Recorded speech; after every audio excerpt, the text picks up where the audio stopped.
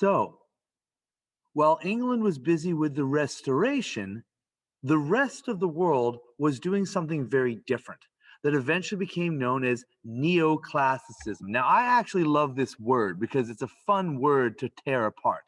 Neo means new, and a classic is something that is old, but is still great. So it's kind of neat to look at this neoclassicism, new old stuff. And that's kind of what neoclassicism was trying to do. It was taking a look at some old things that happened in Greek times and Roman times and stuff like this, and trying to make it new, to make it more relevant to the modern stage. Now, like I said, the years for this in England, that's in England, go from about 1710 to about 1800. And this time it's very, very vague because it doesn't really end. It kind of fades away after 1800. But it was idolizing the classics, like I said, but it was influenced by other theatrical traditions that were on the continent of Europe, especially by France and a little bit by Spain. It started there on the continent long before England, and it lasted actually a lot longer. England kind of got tired of it, right, like I said, right around 1800, went on to something else, and so did America. But in Europe, it continued actually quite a while. So what was neoclassicism and why was it different? Well, the main difference is what they considered the purpose of theater to be. They considered that the purpose of theater was to make what they called a well-made play. Now, they had specific definitions about what a play had to be like and what it had to do in order to be considered well-made. So it was entertainment, but it was really considered to be entertainment only for those who could properly appreciate it. Someone had to be educated to know why a play was well made or not. If it was just entertaining, if it was just fun, if it was just made people laugh or made people excited, that didn't matter. What mattered is if it was a well-made play. This was the beginning of theater being considered just kind of a real art form sort of thing. I think it's somewhat similar to if you ever have looked at modern art, modern visual art. Me, as a person that doesn't know much about art, I'll look at this and say, what is the point? Why is this exciting? What is exciting about this? But if you're educated to know why it's supposed to be important, then you can get excited about it. And that's what a lot of neoclassicism was. The actors in this time period, they were men and women and professionals, and they were usually very highly educated. Now, that's a difference from Shakespeare's day and in the Restoration. Usually, those people were just people that decided they wanted to be actors. But with neoclassicism, actors had to be highly educated. They needed to really know what they were talking about. They needed to know how to do it right. At least they needed to have those things if they were going to be successful. Now, these guys ended up being very famous and very respected, usually by the elites, by the people that were educated, that were high class, and could appreciate the kind of art form that they were doing. The common people tended to, think they were good, but not really get all that excited about it. The same way that a lot of common people today usually won't get very excited about modern art because they don't know about it. They don't understand it. So they believed that there were rules that you had to follow. And if you did these rules, then the play was a well-made play. But if you didn't follow them, the play was wrong and you weren't supposed to like it.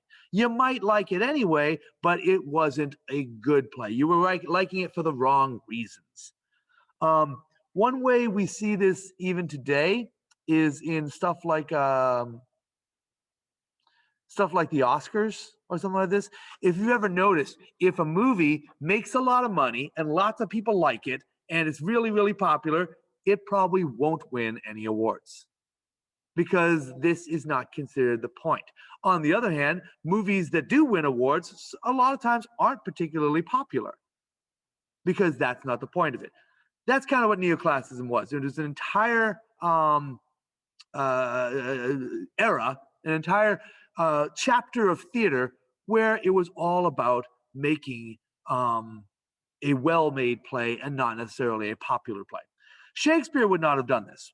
Shakespeare would not have been neoclassic. In fact, if you look at the rules that they had, he broke a lot of them. I'm going to look at some of their rules. There was a lot of rules, and I'm not going to hit all of them, but I'm going to look at some of them. So here's the guy that you may have recognized from before. This is my guy telling you, this is what the rules are. Same kind of thing that I used under when we talked about improvisation. So we're looking at the unities. These are some rules people had for how to write a play. There's lots of rules about how to act it and how to stage it and things like this. But these were some rules about if you were writing a play, it had to follow these rules. Now, where they got this is from a book by Aristotle. Aristotle was a Greek philosopher and writer that lived thousands of years before these guys. And he wrote a book called The Poetics, in which he talked about theater and about poetry and about lots of other stuff. And he talked about what was good. He talked about plays that were considered to be really wonderful. And he said, I noticed that they have these things in common.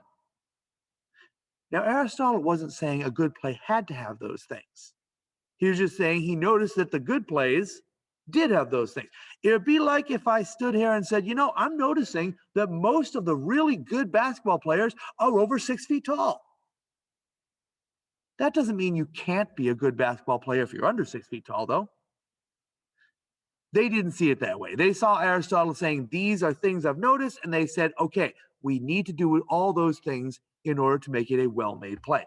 Now, the difference is that thousands of years had gone by. The culture was very, very different, and there was a lot of things that they could do in Neoclassicism times that they couldn't have even tried to do in the ancient Greek times.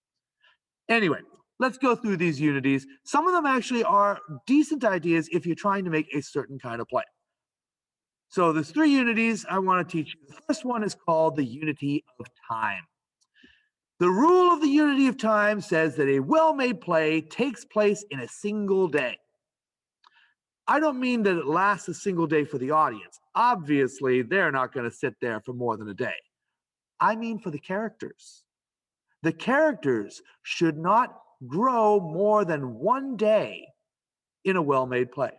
That means if the play begins on Christmas Eve, it can't last past the night of Christmas. 1 full day, 24 hours. In fact, some people would have gone further and said 24 hours is too much. It should last the amount of time it takes to watch.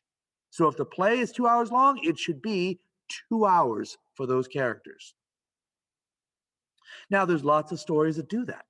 I'm thinking about 12 Angry Men that does that. It takes place in exactly that period of time. And a lot of great horror movies, all right, will take place only during that night.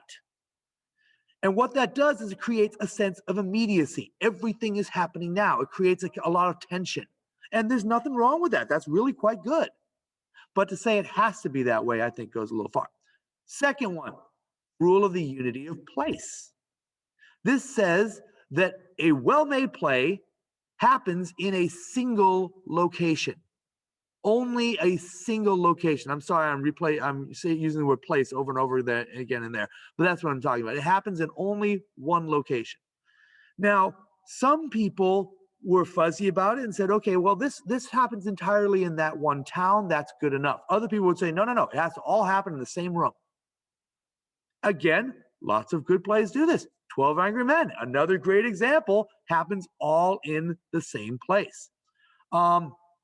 If you were, again, horror movies work this way as well. If you've ever heard of a movie called, was it called The Fog or The Mist or something like that, where it all takes place inside of this store that the people can't get out of because this mist outside is eating people.